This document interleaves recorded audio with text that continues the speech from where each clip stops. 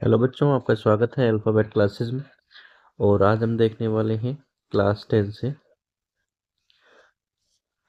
Chapter number first mathematics subject के लिए। तो मैथमेटिक्स में हमारा जो पहला चैप्टर है हमारे एनसीईआरटी की बुक से, तो उसका नाम है रियल नंबर्स। अब देखो बच्चों, रियल नंबर्स अगर हम पढ़ने वाले हैं तो उससे पहले हमने बहुत सारे ऐसे नंबर्स पढ़े हुए हैं, जैसे कि आप पढ़ते हैं नेचुरल नंबर्स। जो हमने पहले पढ़े हुए नंबर्स हैं वो हमारे कौन कौन से हैं, जैसे हमने नेचुरल नंबर पढ़े होते हैं। उसके अलावा अगर हम बात करें तो हमने इंटीजर्स पढ़े होते हैं। उसके अलावा इंटीजर्स के अलावा दूसरे जो नंबर्स हैं हमारे होल नंबर्स। उसके अलावा अगर हम बात करें तो हमारा रेशनल नंबर, और उसी के जैसा होता है इरेशनल नंबर, जो कि रेशनल नहीं है तो इरेशनल नंबर कहलाता है। अब ये सारे नंबर हमारे पढ़े हुए हैं, लेकिन फिर भी हम एक बार इसको रिवाइज कर लेते हैं, जिससे कि हमको रियल नंबर्स के बारे में अच्छे से पता चल सके। तो अगर हम रियल नंबर्स के बारे में बात करें तो देखते हैं हम रियल नंबर्स किस तरह के होते हैं। पहले हम बात करें कि जो इंटीजर्स या नेचुरल नंबर्स जो हमारे होते हैं वो कौन से होते हैं। नेचुरल नंबर्स के लिए हम बात करें तो 1 से स्टार्ट होने वाले number, 1 2 3 4 and so on infinite तक जो भी नंबर हमारे होते हैं उनको हम क्या कहते हैं, नेचुरल नंबर्स कहते हैं,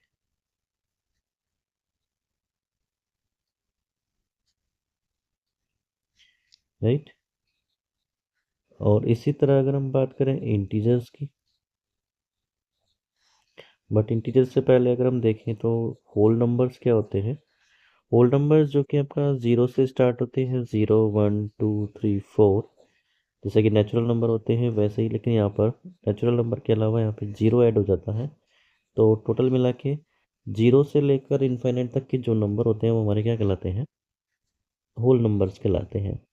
अब इसी तरह अगर हम इंटीजर की बात करें तो एक नंबर लाइन पर जब हम नंबर्स को शो कर सकते हो, और 0 के इधर वाले जो नंबर होते हैं पॉजिटिव वैल्यूज़ होती हैं, या फिर अपने ऐसे कह सकते हैं कि पॉजिटिव नेचुरल नंबर्स होते हैं एक तरह से, और इनफाइनाइट तक ही होते हैं। उसी के अलावा अगर हम बात करें, इधर -1 है, -2 है, -3 है, इस तरह के जो नंबर होते हैं वो सारे कौन से कहलाते हैं, इंटीजर्स कहलाते हैं। फिर उसके बाद में हमने पढ़ा होता है रेशनल नंबर के बारे में।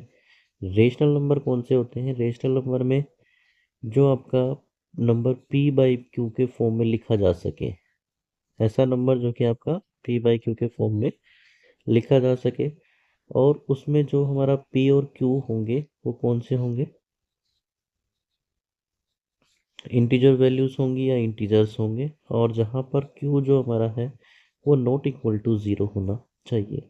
तो इस तरह के जो भी नंबर हैं वो रेशनल नंबर कहलाएंगे। और अगर जिन नंबर को हम रेशनल की तरह रिप्रेजेंट नहीं कर सकते, p/q के फॉर्म में रिप्रेजेंट नहीं कर सकते, वो हमारे इरेशनल नंबर कहलाते हैं। कौन से कहलाते हैं, इरेशनल नंबर कहलाते हैं। और अगर हम इसको कहें कि natural number, integer number, whole number, rational number, irrational number, इन सब को हम कलेक्ट कर ले और कलेक्ट करके एक जगह रख ले, तो ये जो नंबर्स होंगे वो हमारे रियल नंबर्स कहलाते हैं, जो कि आपका फर्स्ट चैप्टर है। तो real number is the combination of natural number, integer number, whole number, rational number and irrational number. तो इन सब का जो कॉम्बिनेशन हमारे पास में होता है वो हमारा क्या कहलाता है, रियल नंबर्स कहलाते हैं। क्लियर है।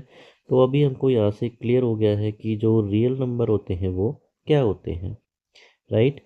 उसके बाद में हम बात करें कि, तो नॉर्मली आप रियल नंबर की डेफिनेशन को समझ पा रहे हैं। उसके अलावा अगर हम बात करें, जो हमारा नेक्स्ट जो पॉइंट आता है यहाँ पे, थ्योरम ऑफ अरिथमेटिक, जो कि काफ़ी इंपॉर्टेंट है इस चैप्टर के अकॉर्डिंग अगर हम चेक करना चाहें तो जो हमारा फंडामेंटल थ्योरम ऑफ अरिथमेटिक है वो क्या कहता है। नॉर्मली हम इस स्टेटमेंट को समझ लें कि थ्योरम ऑफ अरिथमेटिक का मतलब है कि अगर किसी नंबर का स्क्वायर, मतलब मान लीजिए आपका कोई नंबर ए है और उसका ए स्क्वायर हम कह रहे हैं, तो किसी नंबर का स्क्वायर किसी अदर नंबर से डिवाइड होता है।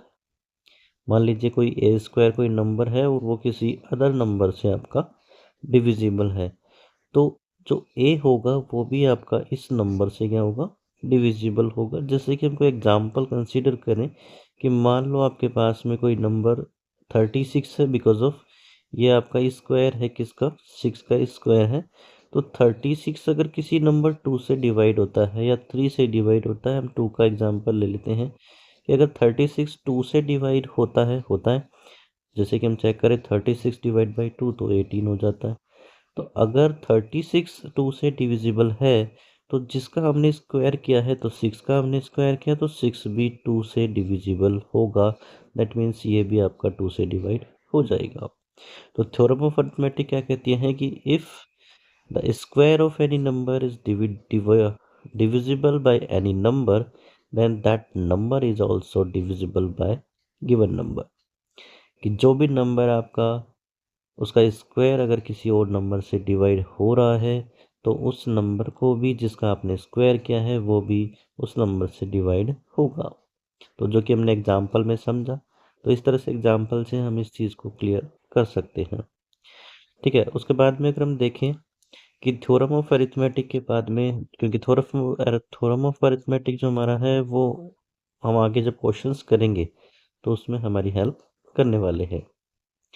ठीक है, जैसे सबसे पहले हम यहाँ पर एग्जाम्पल फर्स्ट हमको दिया है, इसको हम थोड़ा बाद में देखेंगे इस क्वेश्चन को। उससे पहले हम थोड़ा सिंपल सा क्वेश्चन देख लेते हैं कि find the LCM and HCF of 6 and 20 by the prime factorisation.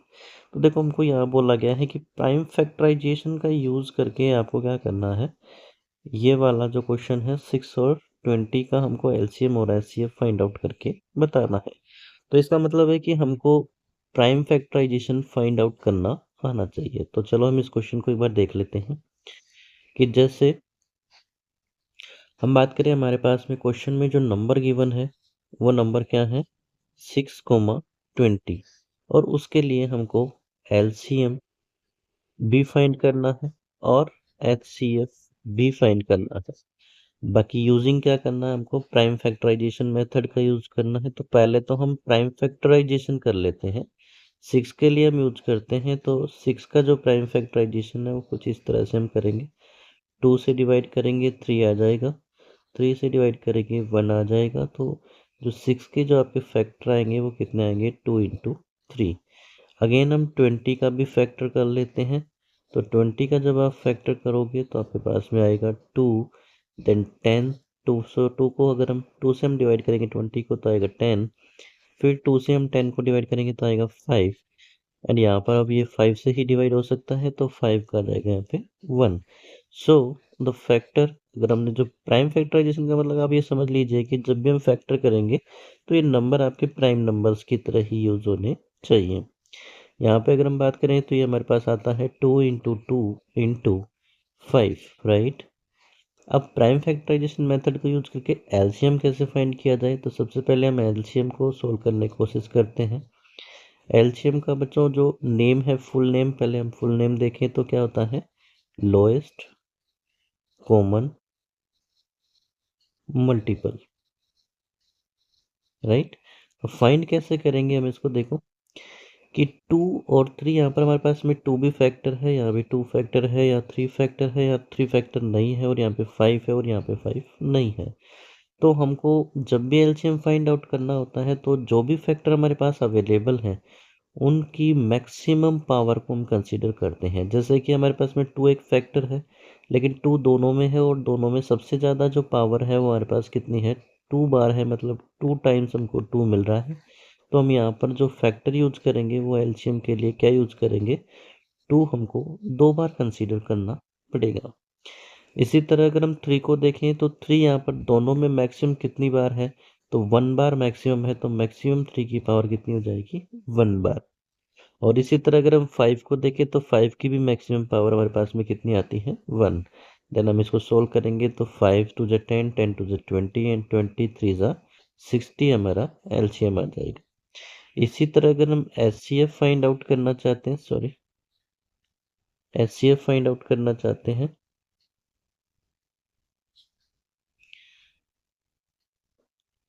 तो एचसीएफ फाइंड आउट करने के लिए हमको क्या करना है, यहाँ पे हमको हाईएस्ट कॉमन मल्टीपल ढूंढना होता है।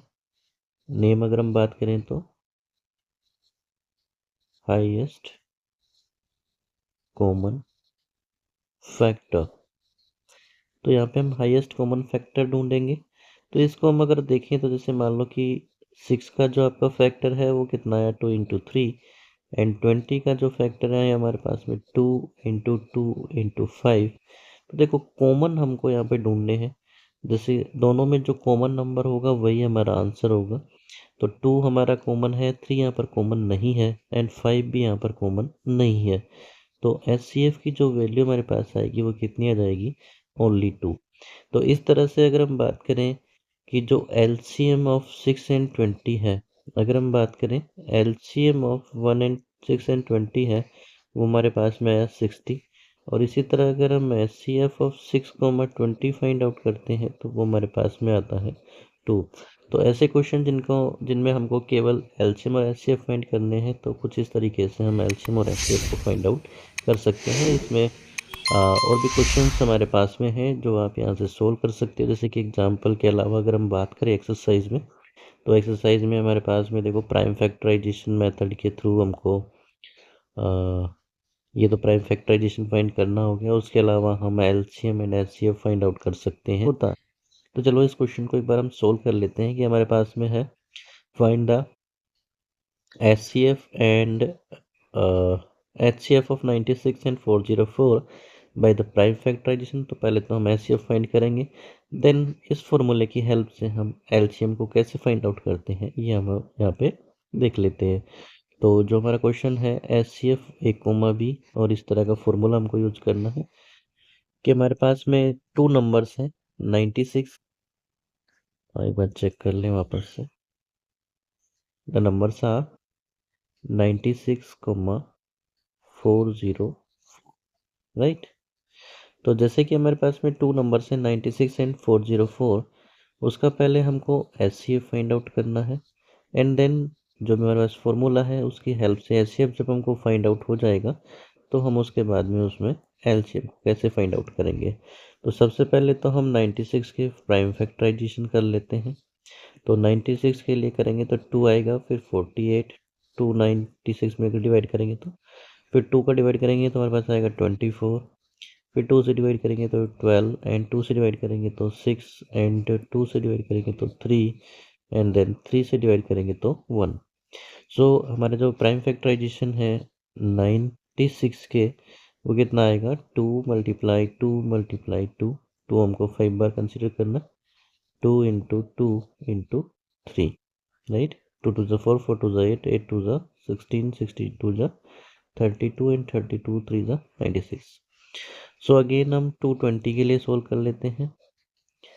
220 के लिए हमारे पास में क्या आएगा, 220, 2 से करेंगे 110, 2 से करेंगे 55, फिर 2 से करेंगे तो 11, एंड 11 से करेंगे तो 1।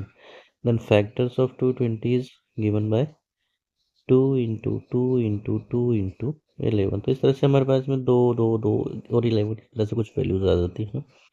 अब अगर हमको HCF फाइंड आउट करना है तो हमको इनमें से कॉमन फैक्टर को यूज़ करना पड़ेगा। देखो 2 1 बार यहाँ पे कॉमन है, फिर यहाँ पे 2, फिर यहाँ पे 1 बार कॉमन है, फिर यहाँ पे 2, यहाँ पे 1 बार कॉमन है। दैट मीन्स 3 टाइम्स हमारे पास में 2 कॉमन है, अदर नंबर हमारे पास में कोई भी कॉमन नहीं है। तो हम HCF फाइंड आउट कर सकते हैं हाउ मच, 2 × 2 × 2। तो हमारे पास में जो HCF आएगा वो कितना आएगा, 8 के इक्वल आ जाएगा। अब अगर हम बात करें कि एलसीएम कितना आएगा, तो एलसीएम फाइंड आउट करने के लिए हम फॉर्मूला यूज करें कि HCF of 2 numbers A, B multiplied LCM of A, B is equal to A × B। तो इस फॉर्मूले का हम यूज कर लेते हैं, ठीक है, इस फॉर्मूले का हम यूज कर लेते हैं।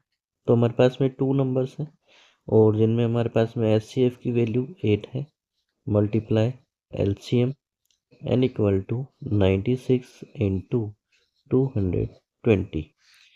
सो अगर हम LCM फाइंड आउट करना चाहते हैं तो हमारे पास में क्या आ जाएगा,